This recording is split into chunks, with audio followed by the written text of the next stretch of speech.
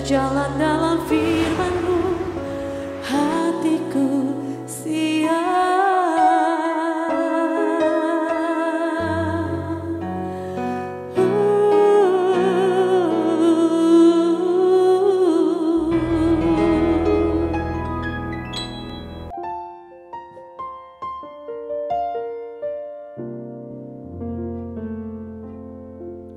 Salam, God lover yang dikasih Tuhan. Gimana kabarnya? Kiranya semua dalam keadaan bersuka cita hari ini, dalam keadaan sehat, dan tentunya diberkati oleh Tuhan. Sangat indah kalau kita bisa bersama-sama dengan keluarga kita menikmati hadirat Tuhan. Saudara-saudara, setelah kita sepanjang hari ini beraktivitas, mungkin ada hal-hal yang membuat pikiran kita galau, pikiran kita tertekan, bahkan hati kita tidak tenang untuk bisa beristirahat malam hari ini. Tidak boleh kita biarkan berlarut-larut karena Tuhan sendiri sudah berkata kepada kita, marilah kepadaku semua yang letih lesu dan berbeban berat, aku akan memberi kelegaan kepadamu. Tuhan ingin kita alami kelegaan batin. Tuhan ingin jiwa kita tenang, kita bisa beristirahat dengan baik, dan kita bisa lakukan aktivitas kita lebih produktif lagi. Tuhan ingin kita menikmati hidup kita dalam anugerah-Nya. Oleh sebab itu mari kita datang kepada Dia, keadaan apapun yang sedang saudara alami, percaya kelegaan, kekuatan, berkat-berkat Tuhan akan Tuhan berikan. Kita bersatu dalam doa. Bapa di surga, kami ucap syukur anugerah-Mu begitu sempurna dalam hidup kami. Kami hampiri tata kasih karunia-Mu, kami membawa semua beban berat hidup kami, hal-hal yang mengganggu pikiran dan batin kami, karena kami percaya kepadamu Tuhan, kami akan mendapatkan pertolongan. Dalam hadirat-Mu kami akan menemukan sukacita, kelegaan. Meskipun masalah-masalah belum selesai, tetapi hati kami menjadi kuat, kami menjadi lebih tenang. Tiba saatnya kami sangat percaya Tuhan akan buka pintu-pintu pertolongan itu. Ada berkat yang Tuhan akan berikan, ada kemenangan yang akan Tuhan berikan. Kami semua boleh semakin menyaksikan betapa luar biasa kasih dan pertolongan Tuhan dalam hidup kami semua. Ini kami Tuhan, ini hidup kami, ini pujian kami dalam nama Tuhan Yesus. Amin. Hidupmu berharga bagi Allah,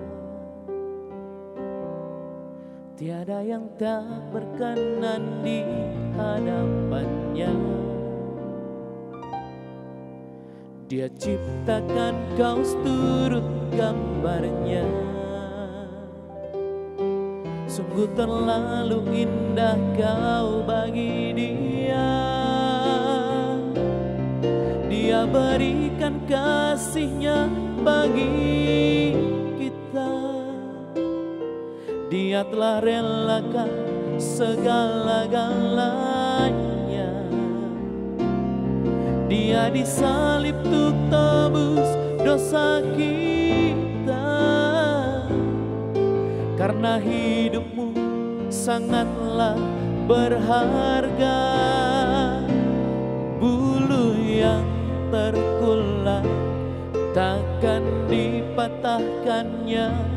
Dia akan jadikan indah, sungguh lebih berharga. Sumbu yang telah pudar takkan dipadamkannya. Dia akan jadikan terang untuk kemuliaan-Nya. Terima kasih Tuhan. Hidupmu berharga bagi Allah. Tiada yang tak berkenan di hadapannya. Dia ciptakan kau seturut gambarnya. Sungguh terlalu indah kau bagi Dia. Dia berikan kasih-Nya bagi kita. Dia relakan segala-galanya. Dia Dia disalib untuk tebus dosa kita. Sungguh hidupmu sangatlah berharga. Bulu yang terkulai takkan dipatahkannya, Dia akan jadikan indah. Sungguh lebih berharga sumbu yang telah pudar, takkan dipadamkannya. Dia akan jadikan terang untuk kemuliaan-Nya. Oh Yesus, terima kasih Tuhan, sebab Kau layak disembah, Kau layak diagungkan, Kau layak terima pujian. Haleluya. Sebab hidup kami berharga di mata-Mu Tuhan. Kau jadikan kami biji mata-Mu. Haleluya. Biar setiap hidup kami berkenan di hadapan-Mu Bapa. Kau layak disembah, layak diagungkan, Kau layak terima pujian. Terima kasih Tuhan. Malam hari ini kami datang Tuhan menghampiri kasih karunia-Mu Tuhan. Terima kasih Tuhan, sebab Kau layak diagungkan. Terima kasih. Kami rindu melihat kemuliaan Tuhan terjadi atas bangsa kami Tuhan. Hatiku rindu melihat kemuliaan-Mu. Hatiku rindu melihat curahan kuasa-Mu di tanah tercinta, negeriku Indonesia. Ku berdoa Indonesia, penuh kemuliaan-Mu Indonesia, bagi kemuliaan-Mu. Ya Allahku, nyatakan kemuliaan-Mu. Ya Allahku, nyatakan curahan kuasa-Mu di tanah tercinta, negeriku Indonesia.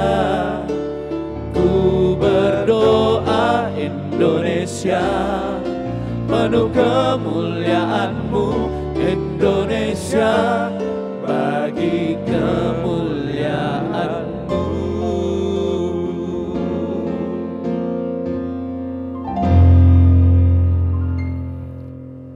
Dalam kasih karunia Bapa kita di surga,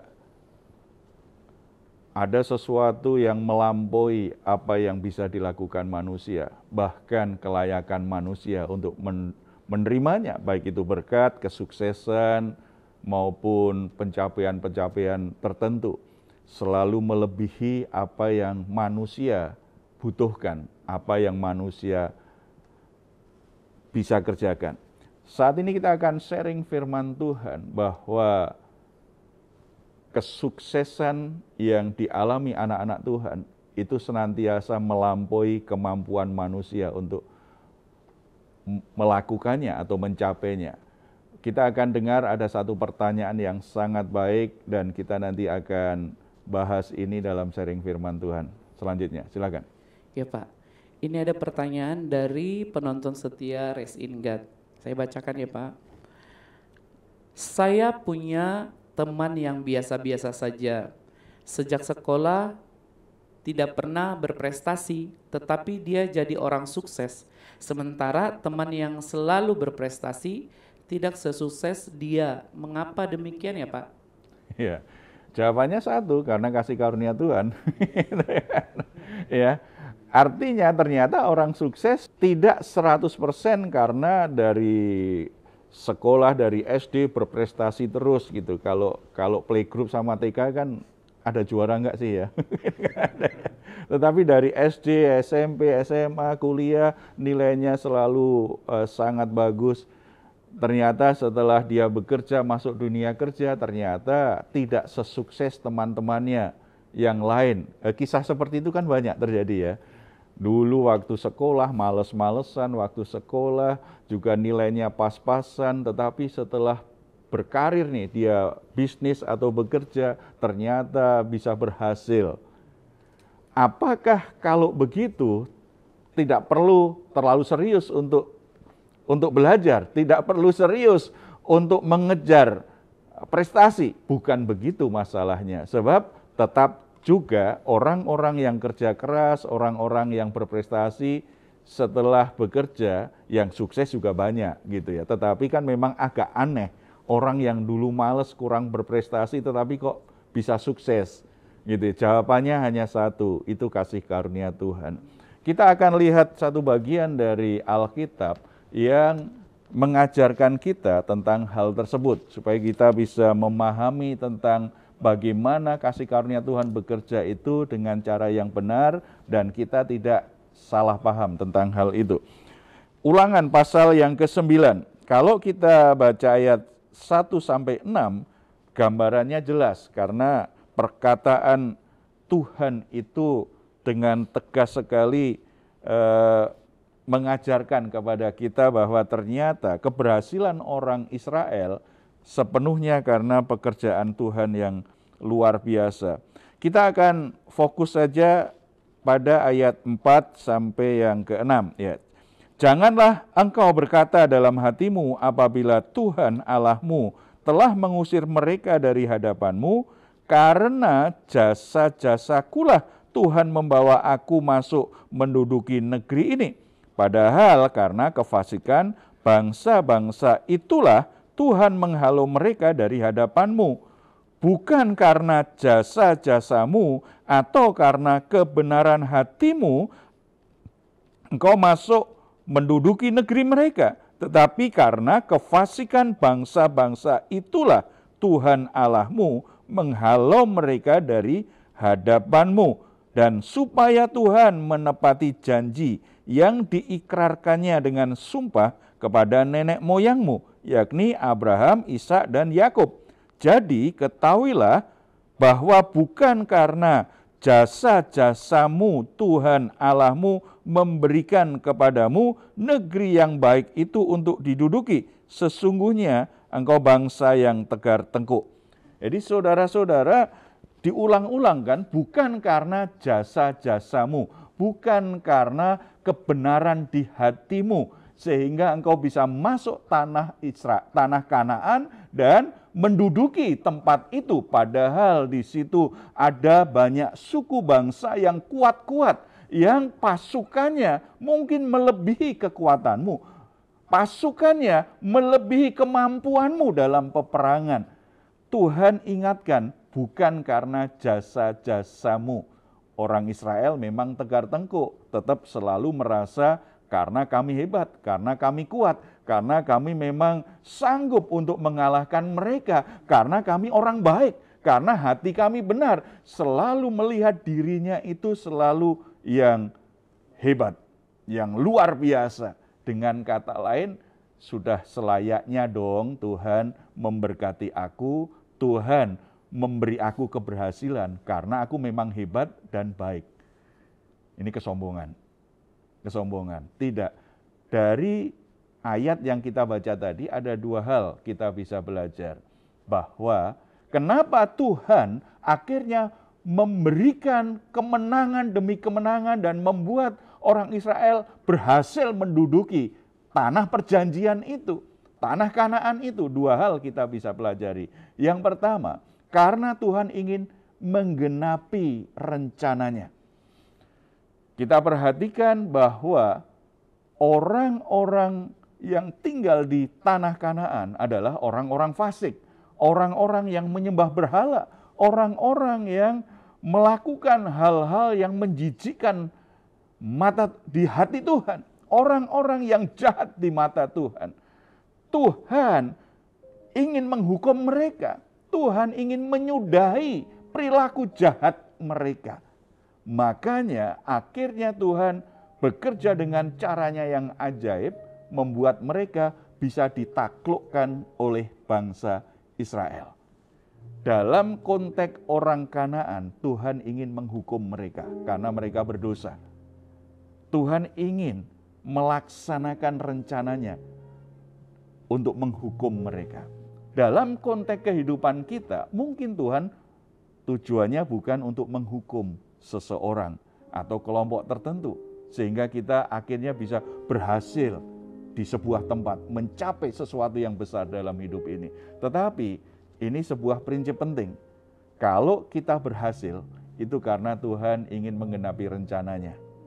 Kita hanya menjadi alat Tuhan untuk menggenapi rencananya. Nah, kalau kita tidak mau dipakai, Tuhan bisa pakai orang lain. Situasi dan kondisi tertentu, Tuhan izinkan terjadi supaya rencananya tergenapi. Kita sebagai orang-orang yang sudah dipilih menjadi umat-Nya, dimasukkan Tuhan dalam penggenapan rencana itu. Maka tidak ada alasan bagi kita untuk berbangga diri. Kita hanya bagian dari rencana Tuhan. Ada orang lain juga yang dipakai Tuhan menjadi bagian penggenapan rencananya. Ini hal penting yang kita pahami. Oleh sebab itu, kalau saudara saat ini menjadi orang sukses, menjadi orang berhasil, menjadi orang yang tidak kekurangan dengan apapun, ingat, rencana Tuhan apa yang sedang Tuhan kerjakan melalui kesuksesan yang sedang aku nikmati saat ini. Jangan lupa daratan, jangan lupa diri. Bukan untuk dirimu, tetapi untuk kemuliaannya. Semua hal yang terjadi, kemenangan-kemenangan, keberhasilan-keberhasilan, berkat demi berkat. Ingat, rencana Tuhan harus digenapi. Jangan hanya berpusat pada diri sendiri. Jadi berkat. Misalnya, Tuhan punya rencana bahwa kita menjadi garam dan terang. Tuhan menjadikan kita saksi-saksinya. Ada kalanya Tuhan bahwa kita sedemikian rupa, kita bisa mencapai jabatan tertentu.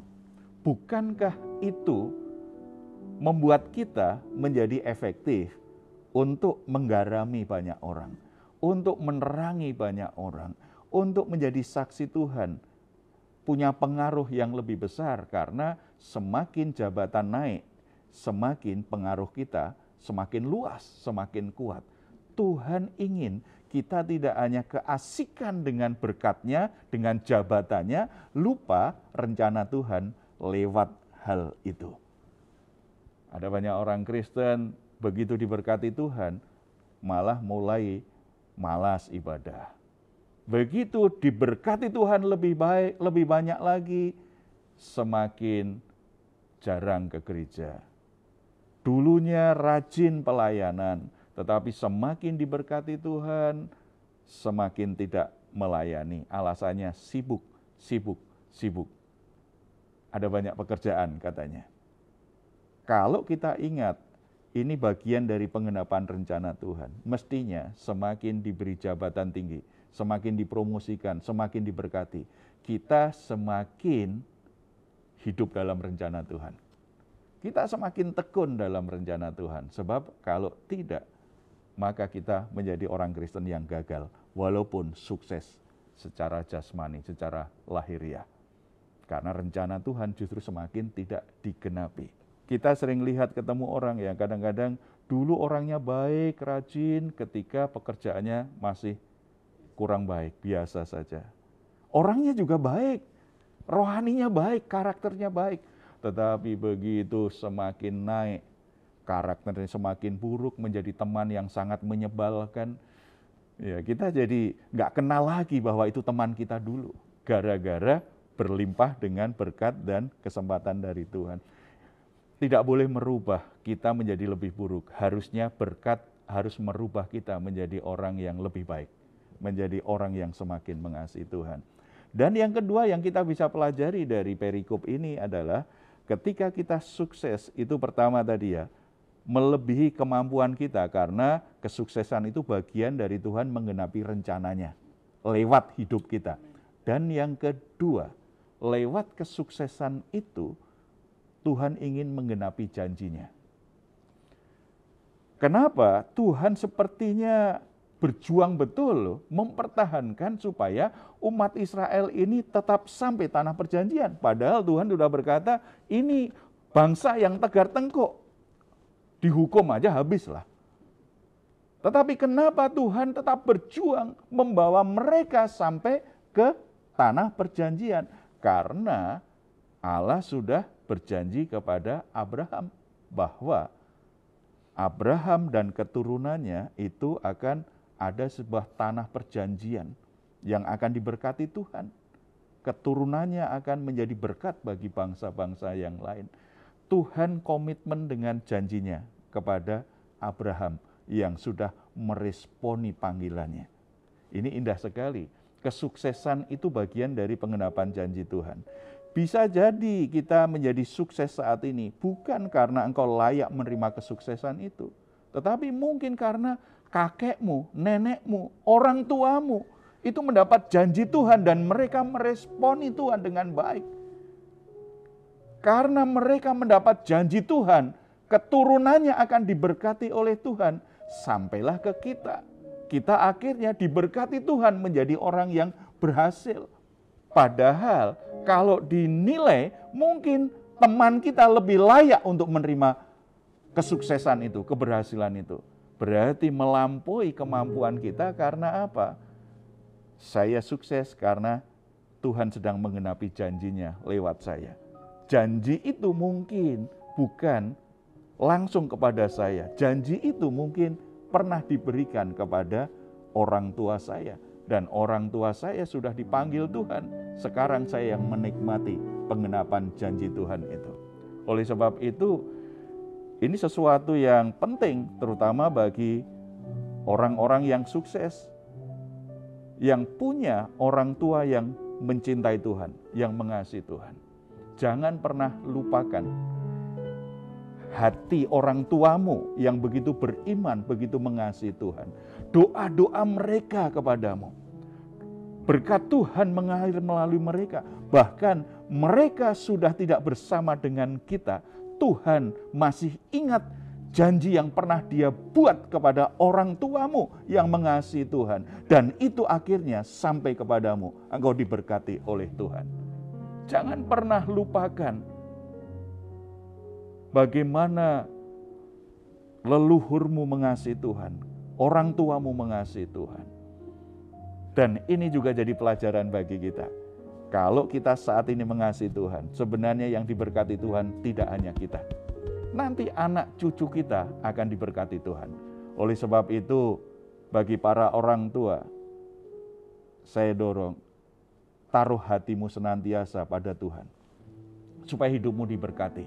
Dan tidak hanya hidupmu sendiri yang diberkati. Anak-anakmu, cucu-cucumu nanti juga akan diberkati oleh Tuhan. Jangan sembrono dengan hidupmu berpikir, yang penting aku enak, yang penting aku bisa nikmati hidup ini. Terserah bagaimana anak cucuku, biar mereka berjuang sendiri. Mungkin dari sisi kemandirian untuk bekerja, untuk mencukupi, untuk mengurusi hidupnya, mereka perlu diajar. Tetapi kalau bicara berkat Tuhan yang diberikan kepada orang tua tidak akan pernah berhenti hanya kepada orang tua, akan mengalir kepada anak cucunya. Jadilah orang tua yang bijaksana, jadilah orang tua yang mengalirkan berkat untuk anak cucu. Jaga hati, tetap mengasihi Tuhan, tetap setia dan taat kepada Tuhan. Mari kita bersatu dalam doa. Bapa di surga, kami ucap syukur, anugerah-Mu luar biasa bagi kami, bahkan melampaui kemampuan kami, melampaui usaha kami. Ada keberhasilan, ada berkat-berkat Tuhan siapkan bagi kami. Karena Engkau ingin menggenapi rencana-Mu melalui hidup kami, lewat hidup kami, Engkau ingin menggenapi janji-janji-Mu, tidak hanya yang pernah Engkau katakan kepada kami, tetapi yang pernah Tuhan janjikan kepada orang tua kami, bahkan kakek nenek kami, kepada leluhur kami. Kami bersyukur Engkau Allah yang senantiasa ingat akan janji-janji-Mu, komitmen setia untuk menggenapi janji-janji-Mu Bapa. Bapa di surga, hamba-Mu berdoa untuk setiap saudara-saudara yang saat ini beroleh anugerah. Mereka menjadi orang-orang yang berhasil dalam pekerjaan, menjadi orang-orang yang berhasil dalam dunia usaha mereka, dalam bisnis mereka, menjadi orang-orang yang berhasil dalam pelayanan mereka, menjadi orang-orang yang berhasil secara sosial. Bapa di surga, kiranya Roh-Mu terus ingatkan mereka bahwa keberhasilan itu bukan hanya untuk dirinya sendiri, tetapi lewat keberhasilan itu Tuhan ingin menggenapi rencana-Mu dalam dunia ini. Melalui keberhasilan yang dinikmati oleh anak-anak-Mu, Tuhan ingin menggenapi rencana-Mu untuk menyentuh kehidupan orang-orang di sekitar mereka. Biar kami senantiasa ingat dan bersyukur karena Engkau Allah yang sungguh-sungguh setia pada janji-janji-Mu. Bagi saudara-saudara yang masih bergumul dengan masalah yang dihadapi dengan pekerjaannya, dengan masa depannya, Roh Kudus kuatkan hati mereka, teguhkan kebenaran firman Tuhan hari ini, supaya mereka tidak putus asa dan menyerah, tetapi mereka tetap teguh berpegang pada janji-janji Tuhan. Tetap percaya bahwa janji Tuhan pasti digenapi. Tuhan kuatkan hati mereka, supaya mereka bertahan dalam situasi sulit. Tuhan berikan mereka hikmat agar mereka bisa mengerti jalan-jalan Tuhan, bagaimana harus mengatasi setiap masalah-masalah mereka. Hamba-Mu juga berdoa untuk setiap orang tua, agar hidup mereka menjadi lebih bijaksana. Mereka semakin bergantung kepada Tuhan, semakin takut akan Tuhan, semakin menghormati dan setia kepada Tuhan. Tuhan berkati rumah tangga mereka, dan jangan hanya berhenti kepada rumah tangga mereka selama mereka masih hidup. Kami sangat percaya kiranya berkat Tuhan, janji Tuhan juga tergenapi melalui keturunan mereka, melalui anak cucu mereka adalah orang-orang yang diberkati oleh Tuhan. Terpuji nama-Mu Bapa, dalam nama Tuhan Yesus kami berdoa. Amin. Puji Tuhan, saudara-saudara, ingat kesuksesan yang saudara alami saat ini itu adalah anugerah Tuhan melampaui kehebatan, kemampuan, dan kesanggupan kita untuk mencapainya. Oleh sebab itu, muliakan Tuhan dengan keberhasilan-Mu. Kalau saudara saat ini juga sedang mengalami pergumulan, saudara membutuhkan dukungan doa, silakan menghubungi nomor telepon yang tertera di layar saudara. Tim doa kami akan mendukung saudara dalam doa. Tetap percaya, tetap berharap akan pertolongan Tuhan. Selalu ada mujizat yang dari Tuhan. Kalau saudara ingin memberikan komentar, silakan menuliskannya di ruang komentar yang ada di channel Diaspora TV. Kami tunggu. Mazmur 4 ayat 8 sampai 9. Engkau telah memberikan sukacita kepadaku lebih banyak daripada mereka ketika mereka kelimpahan gandum dan anggur. Dengan tentram aku mau membaringkan diri, lalu segera tidur. Sebab hanya Engkaulah ya Tuhan yang membiarkan aku diam dengan aman. Puji Tuhan, selamat malam, selamat beristirahat. Tuhan Yesus memberkati kita semuanya. Salam. Hatiku rindu melihat kemuliaan-Mu. Hatiku rindu melihat curahan kuasa-Mu di tanah tercinta, negeriku Indonesia. Ku berdoa Indonesia, bagi kemuliaan-Mu Indonesia, bagi